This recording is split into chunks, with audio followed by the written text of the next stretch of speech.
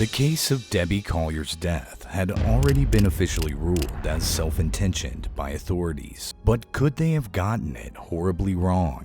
This 59-year-old woman's final hours were shrouded in disturbing mystery. Could Debbie Collier have been the victim of a brutal murder, with her killer evading justice? Join us as we delve into the shocking details of this captivating case, unraveling the mysteries that have kept Debbie's loved ones searching for answers, and a community on edge, wondering if the real truth has yet to be unveiled. Deborah Todd Collier lived in Athens, Georgia, with her husband, Stephen Collier. On the fateful day of September 10th, 2022, Debbie's life took a tragic turn as she suddenly went missing. What happened in the hours that followed has now become a very disturbing mystery that left a lot of people with more questions than answers. The mystery began on the evening of September 10th, when Debbie's daughter Amanda received a very confusing and chilling message on Venmo from her mother. With a payment of $2,385, Debbie had sent a message saying they're not going to let her go. She said love you, and that she put the house keys in the blue flower pot that was near the main door.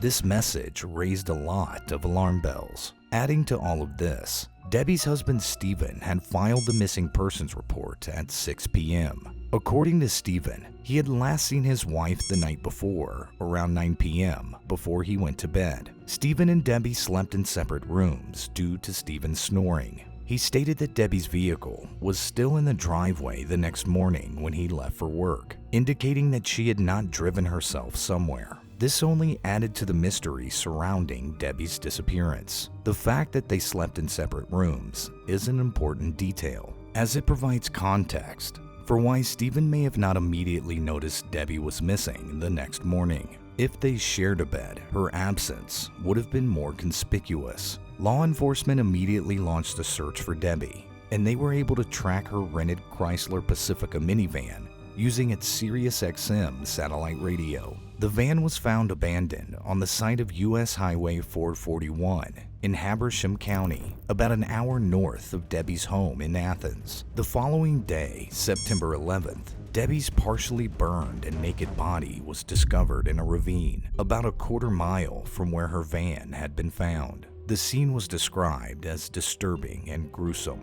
Debbie's remains were found gripping the base of a small tree, and officials noted that she had suffered extensive burns, with approximately 80% of her body surface area affected. The initial investigation by the local sheriff's office and the FBI treated this as a homicide case. The last place she was seen alive was a Family Dollar store just 13 miles from where her partially burned, naked body was later found. Detectives had executed search warrants and conducted interviews with those close to Debbie, including her daughter Amanda and Amanda's boyfriend, an amateur MMA fighter named Andrew Geigrich. Both were ultimately cleared of any involvement. Debbie's husband Steve was also accounted for at the time and was dismissed, as he was working parking cars at a University of Georgia Bulldogs game. Yet despite these initial investigative efforts, authorities shockingly ruled that Debbie had taken her own life. There were more and more questions that arose with the investigation in progress, and it became clear that Debbie's death had an unusual nature. Family Dollar receipts showed that she had purchased a poncho,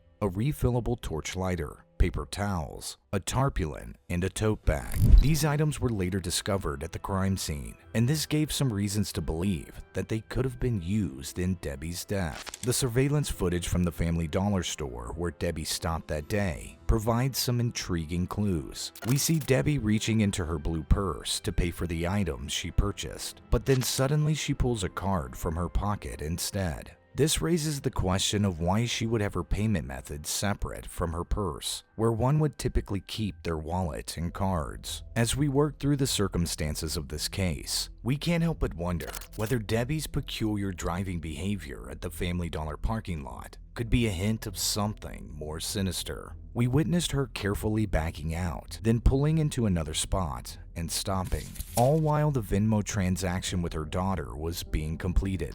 It's almost as if she was being guided or coached on where to go. The timing of these events is very interesting. Could it be that someone was in the vehicle with Debbie, giving her directions and possibly directing her where to drive? The fact that she wound up 60 miles away from her house in a wooded region near Clarksville strongly shows that the culprit had a definite destination in mind. The presence of a silver car that seemed to be chasing Debbie and her van from the lot further fuels the sense of an underlying mystery. Although the link of this automobile to the disappearance of Debbie is not 100% certain, the fact that it was moving around in the same location and that the van was following the other vehicle closely may have a connection to Debbie's disappearance. However, despite the fact that the police had spent much of their time in the investigation of this case, they could not manage to shortlist the suspects and motives. The investigation continued for 2 months, and after that, the Sheriff's Office of Habersham County and the FBI authorities officially ruled Debbie's cause of death as self-inflicted. This seemed like a plot twist for many people who were following the case. The autopsy report conducted by the Georgia Bureau of Investigation revealed that Debbie had died from inhalation of superheated gases, thermal injuries, and a hydrocodone intoxication.